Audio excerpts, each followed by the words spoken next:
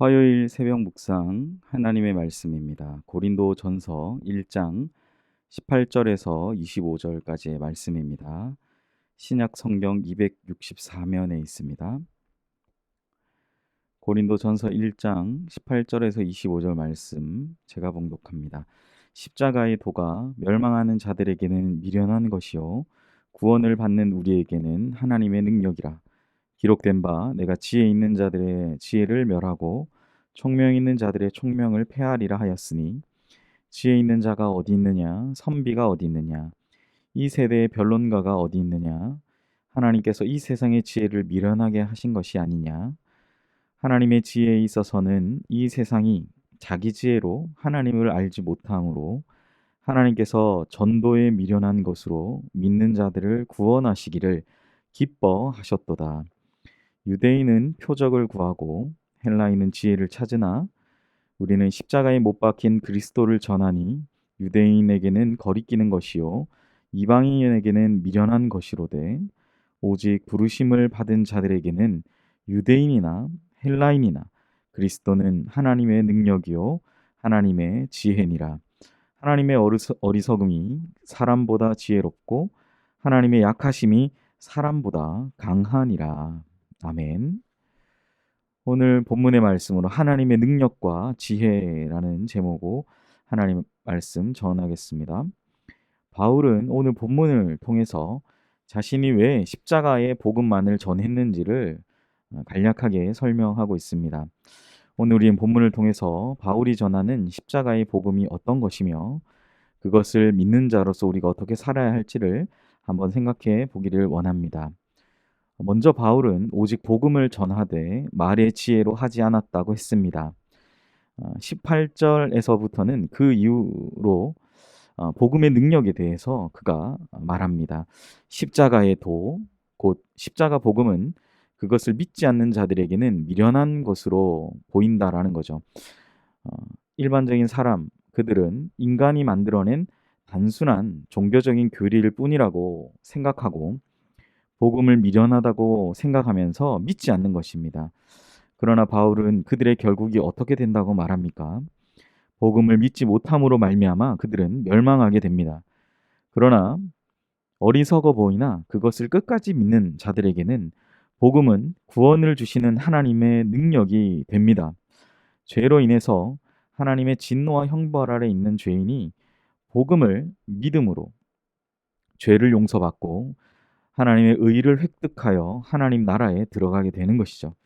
믿는 자에게는 기쁜 소식이 되지만 불신자들에게는 멸망의 소식입니다.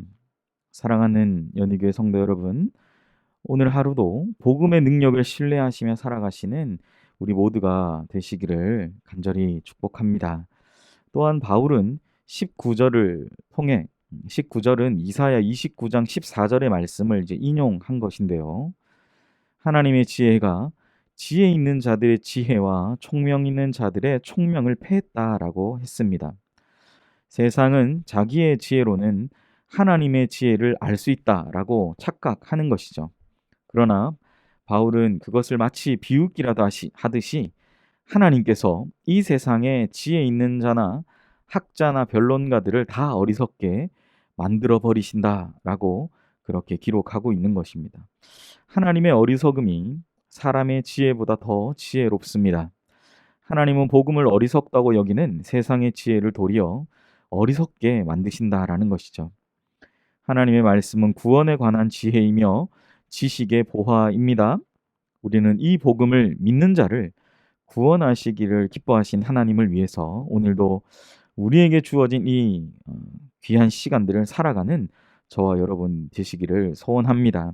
무엇보다 이 십자가의 복음을 더욱 귀하게 여기고 그 부요함을 누리기 위해서 오늘 하루도 말씀을 깊이 생각하고 묵상하며 그 하나님의 말씀을 더욱 사랑하며 나아가시는 우리 모두가 되시기를 소원합니다. 마지막으로 바울은 복음은 하나님의 능력이며 지혜다라고 소개합니다.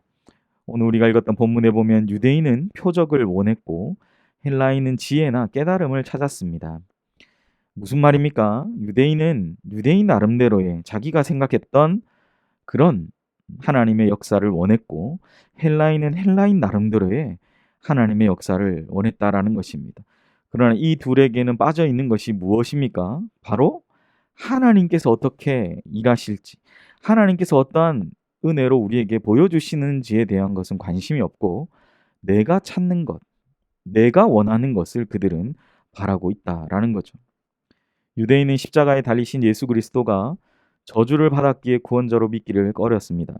헬라인은 복음을 어리석은 이론으로 여겨서 믿기를 거부했습니다. 이처럼 세상의 사람들은 다양한 이유로 복음을 거부합니다. 그러나 우리는 단 하나의 이유와 확신을 가지고 우리는 복음을 우리의 마음에, 우리의 삶의 중심에 놓고 심지어는 우린 그 복음을 전하며 살아가는 자들임을 기억해야 합니다.